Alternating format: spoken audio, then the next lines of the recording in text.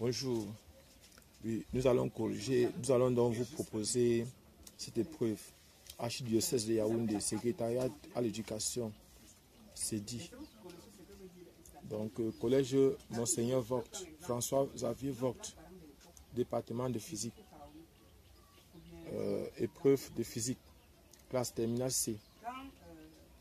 Année scolaire 2014-2015. Session intensive de mai 2015. Donc ici c'est le bac black, c'est le bac blanc, baccalauréat blanc 2015 pour le collège Xavier Vogt, le collège Vogt. Donc exercice 1, mouvement dans les champs de force et leur application, 6 points. Les questions 1 et 2 sont indépendantes. 1. Glissement d'un solide ponctuel, 3 points. On prendra G égale à 10 mètres par seconde carré. Un solide ponctuel, grand S de masse M égale à 100 grammes, peut glisser sur la piste grand A, grand B, grand C, grand D, situé dans un plan vertical, figure 1. Donc je vais vous donner la figure 1. Voici la figure 1 ici. Voici la figure 1 ici. Dans un plan vertical, figure 1. La portion AC de la piste est horizontale de longueur L, grand L égale à 1,5 mètre, 1,50 mètres. La portion CD est un quart de cercle de centre grand I et de rayon petit r égale à grand IC égale à grand ID égale à 30 cm. Le solide grand S part du repos en A et se déplace sans frottement sur la portion AB sous l'action d'une force horizontale grand F d'intensité grand F égale à 1,25 N.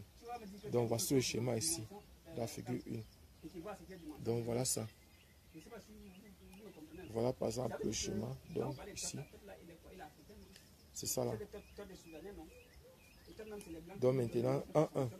Calcule la valeur de V0 de la vitesse du solide en grand B, sachant que la distance AB est égale à petit d égale à 1 mètre. 1,2. Le solide grand S arrive en C avec une vitesse nulle. Le ralentissement observé entre C, grand B et grand C est dû à des frottements que l'on modélisera par une force supposée constante sur cette portion. Quelle est la durée du passage de B à C? 1,3. Le solide grand S partant sans vitesse initiale, sans vitesse de C, glisse sans frottement sur la portion CD, soit grand M. 1 point. Le solide grand S partant sans vitesse de C glisse sans frottement sur la portion CD, soit M. 1 point de la piste tel que l'angle IC-IM soit égal à θ et E. Un autre point qui se trouve à la distance petit c au-dessus du plan horizontal contenant D. 3,1. Exprimé en fonction de petit m, g, petit r et θ la valeur de la réaction de la piste sur le solide grand S au point grand M. 1,3,2. En déduit la distance petit d, sachant que le solide grand S quitte la piste en E. Petit 2. Mouvement d'une particule chargée. Des ions, lithium plus 7, d'un faisceau homocinétique animé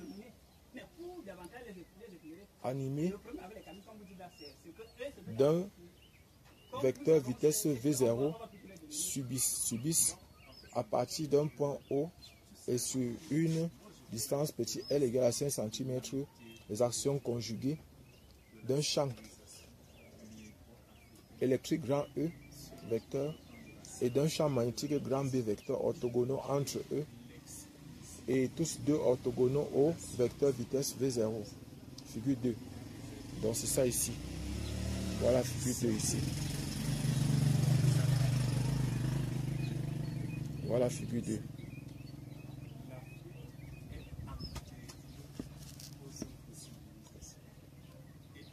Orthogonal entre eux, figure 2. Dans une première expérience, les valeurs des champs grand E et grand B sont choisies de façon que le faisceau ne soit pas dévié. Cette situation est réalisée pour B égale à 8,5 fois 10 puissance moins 2 Tesla et grand E égale à 10 puissance 4 volts par mètre. Cette situation, donc, on dit, dans une seconde expérience, on coupe la source du champ magnétique sans changer les autres valeurs. On mesure la déviation du faisceau le long de l'axe OY.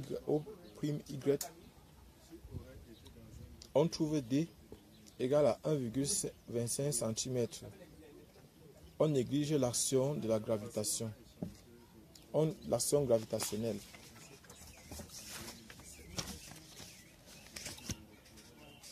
De 1. Citer une source de champ magnétique uniforme. 2. Exprimer la valeur V0 de la vitesse des ions Li7 plus L, donc c'est Li plus 7 à leur arrivée dans le dispositif. En déduire la charge massique d'un ion Li+. 3. On réalise une autre expérience où le champ électrique E, grand E, est supprimé sans changer les autres valeurs. 2.3.1. Quelle est la nature du mouvement d'un ion Li+ dans la zone où règne le champ grand B? 2.3.2. Déterminer la déflexion magnétique grand D, distance entre O' et le point d'impact sur l'axe O'Y. On admettra que l'angle de déviation angulaire alpha est petit, tel que sinus alpha est égal à tangente alpha sensiblement égal à alpha, et que cosinus alpha est égal à 1 moins alpha carré sur 2, alpha en radian. Exercice 2. Système oscillant. Notez bien, les questions 1 et 2 sont indépendantes. Oscillateur 1, oscillateur mécanique. 3 points. On considère un système grand S constitué d'un disque plein homogène grand D, de masse grand M et de rayon petit r égale à 45,5 cm et de centre grand I. D'une tige homogène grand T, de masse négligeable, de longueur L égale à 4 petit r, fixé sur un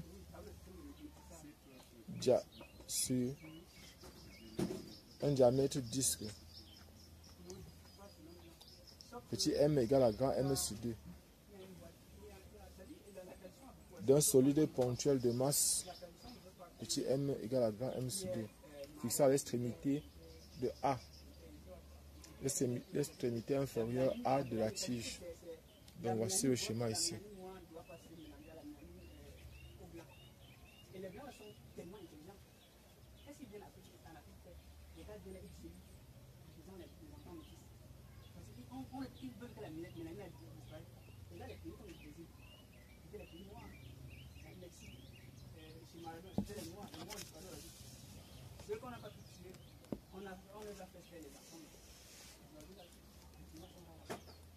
Donc, système S égale à D, disque plus tige T plus solide ponctuel est mobile dans un plan. Donc le système S est égal à un disque D plus la tige T plus le solide ponctuel est mobile dans un plan vertical. Oscille autour d'un axe delta horizontal passant par O tel que OI soit égal à R sur 2. Le milieu de la tige et le centre du disque se coïncident en I, figure 3. Donc voici la figure 3 ici.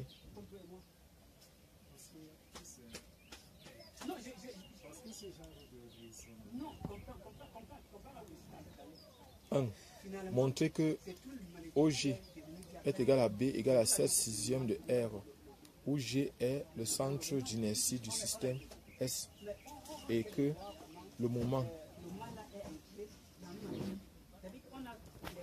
d'inertie du système grand S par rapport à l'axe delta est J delta égale à 31 égale à 3 31 sur 4 MR carré.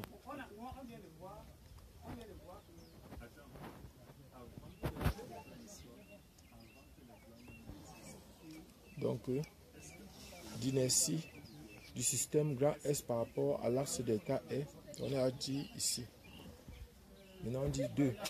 À partir de sa position d'équilibre, on écarte le système grand S d'un angle faible θm, puis on abandonne sans vitesse initiale. Déterminer l'équation différentielle du mouvement. On fera apparaître les grandeurs petit g et petit r. Petit 3. Calculer la longueur du pendule simple, synchrone, au pendule pesant. Le système S est maintenant soutenu de part et d'autre par 2 fils de torsion de même caractéristique. On note C, la constante de torsion de chaque fil.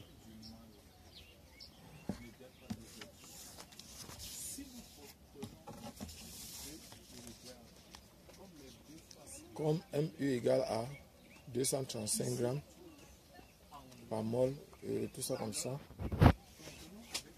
Le nombre d'Avogadro.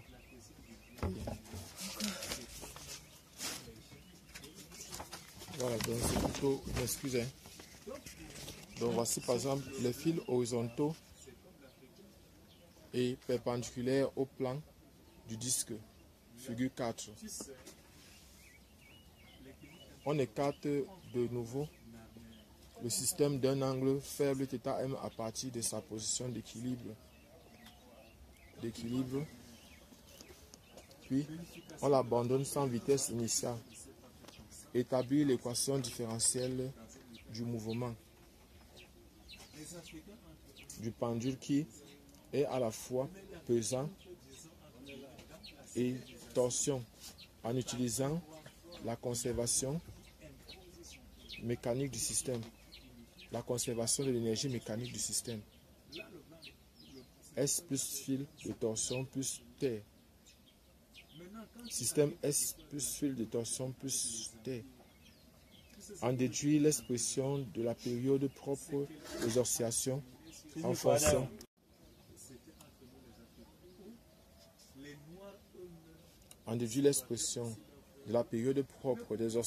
fonction de petit m, petit g, petit r et c. Petit 2. Non. La position d'équilibre maintenant est le niveau de référence de l'énergie potentielle à l'énergie potentielle nulle. C'est aussi l'origine des altitudes. On donne si θ faible, alors sinus θ est sensiblement égal à θ et 1 moins cosinus θ égale à θ carré sur 2. étant en radian. 2. Oscillation électrique.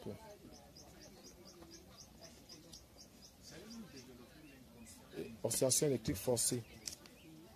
Un dipôle Mn est constitué par l'association en série d'un conducteur ohmique de résistance R égale à 20 ohms, d'une bobine de résistance négligeable et d'un lutance grand L, d'un condensateur de capacité C. On applique aux bornes de ce dipôle une tension sinusoïdale UDT de pulsation oméga réglable. L'intensité instantanée du courant traversant le dipôle est alors UDT égale à grand I racine de 2 cosinus oméga T. Grand A en ampères. On donne une valeur fixe à la tension efficace U appliquée aux bornes du dipôle Mn. Donc voici le dipôle Mn ici.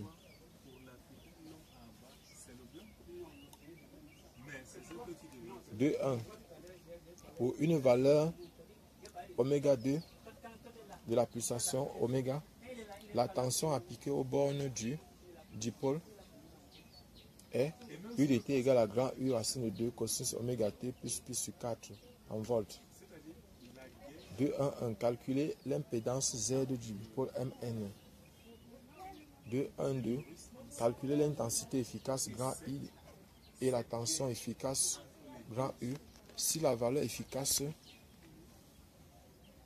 de la tension appliquée entre P et N est égale à UPN égale à 8,50 volts.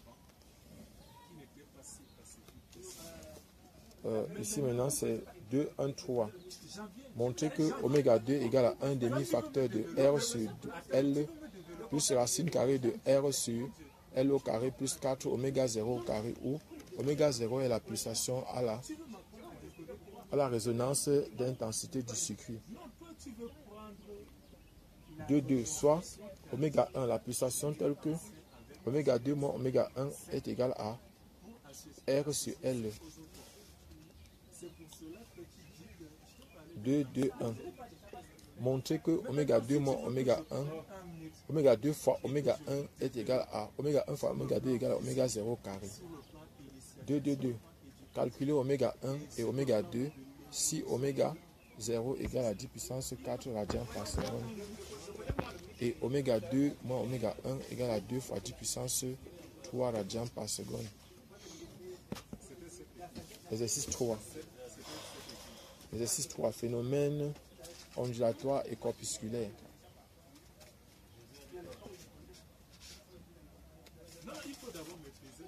Les questions 1 et 2 sont indépendantes. Radioactivité. Le noyau d'uranium 235-92U est radioactif de période grand T égale à 2,3 fois 10 puissance 8 années. L'ensemble de ces désintégrations successives conduit à la réaction suivante. Donc voici 235-92U donne le plomb 207-82 plus X alpha plus Y bêta moins. 1, 2, 1, 1, 1. Déterminer X et Y. 1, 1, 2.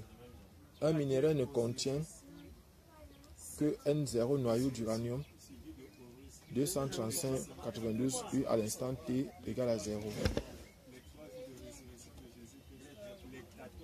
Actuellement, ce minerai contient 1,2 g d'uranium et 8,8 mg de plomb. Calculer l'âge T1 du minerai en années.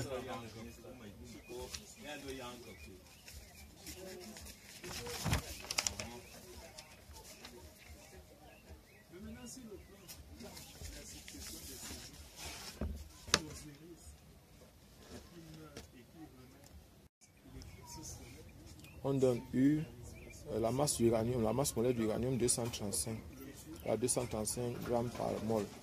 Le plomb c'est 207 g par mol. le nombre d'Avogadro, c'est 6,02 fois 10 puissance 23 mol moins 1. 1, 2. Lorsqu'un neutron frappe un noyau d'uranium 235, il se produit une réaction. Donc, l'équation bilan s'écrit. Voilà l'équation bilan. C'est 235 uranium plus un neutron qui donne l'iode 140, 53 plus Y 94, 39 plus 2 neutrons. 1, 2, 1. De quel type de réaction s'agit-il? 1, 2, 2. L'énergie de liaison par nucléon des nucléons 235, 92 U et de l'iode 140, 53 et Y 94, 39 sont E1 égale à 7,59 MeV,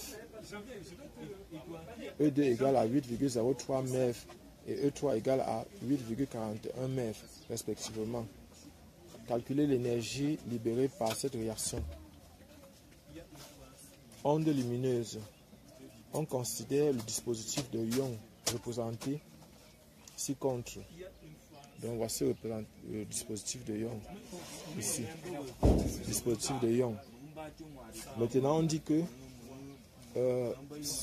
F1 et F2, grand F1 et grand F2 sont deux sources lumineuses ponctuelles. Distance de petit a égale à 0,5 mm. Le plan E2 de l'écran d'observation parallèle à F1, F2 est situé à la distance grand D égale à 2 mètres du milieu grand I du segment F1, F2. Le point O est la projection orthogonale de grand I sur E2 sur la droite perpendiculaire à OI au point O est parallèle à F1 et F2.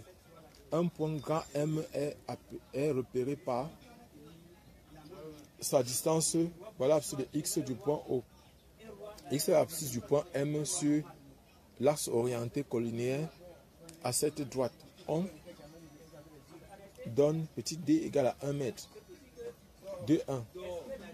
Dans une première expérience, la source primaire grand F émet une radiation monochromatique de longueur d'onde lambda égale à 600 nanomètres.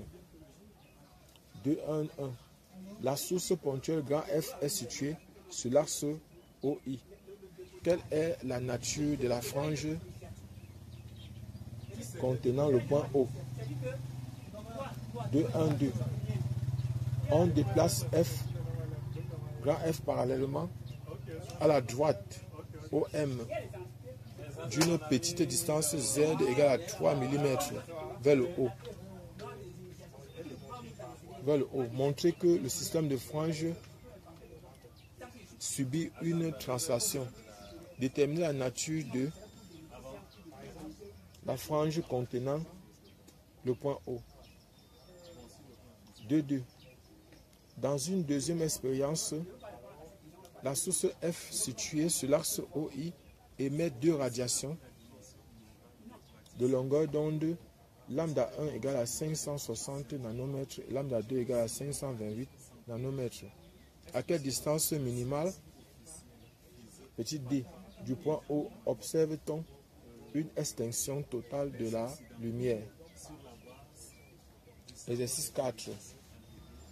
Exploitation des résultats d'une expérience de physique. Une cellule photoélectrique à cathode de césium est éclairée successivement par des faisceaux de même puissance P, mais de fréquence mu différentes. On relève pour chacune des radiations le potentiel d'arrêt U0 de la cellule. On obtient les résultats suivants. Donc, voici les résultats qu'on a obtenus. On a donné les fréquences, on a donné U0. Voilà différentes valeurs de fréquence et de U0. Donc maintenant, 1. Définir potentiel d'arrêt. Seuil photoélectrique. 2. Représenter graphiquement les variations de mu en fonction de U0. Échelle 10 cm pour 1 volt. 1 cm pour 1 fois 10 puissance 14 S. 3. On désire par mu0 la fréquence seuil du césium. 3.1. Établir l'expression théorique de mu en fonction de U0. 3.2. Déterminer à l'aide d'une exploitation graphique la fréquence seuil mu0 du césium et la valeur H de la constante de Planck.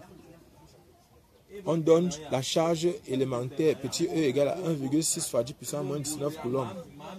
On éclaire la cathode de césium avec une lumière monochromatique de longueur d'onde lambda égale à 0,450 micromètres. On applique entre la cathode C et l'anode A une différence de potentiel UAC égale à U grand U égale à 5 volts. Exprimer la vitesse maximale d'un électron à l'arrivée à l'anode en fonction de lambda U, petit e, mu 0, H et M, masse de l'électron, et C, célérité de la lumière. Donc voilà, abonnez-vous, partagez le maximum possible. Et apprêtez-vous par rapport au prépa concours. Nous allons lancer, et nous avons déjà commencé les inscriptions. Donc vous pouvez vous inscrire pour les prépas concours en ligne. Je suis Job Kamdem du groupe de répétition Nabla. Nous faisons les prépas concours depuis 19 ans aujourd'hui. Partagez le maximum possible cette vidéo et abonnez-vous.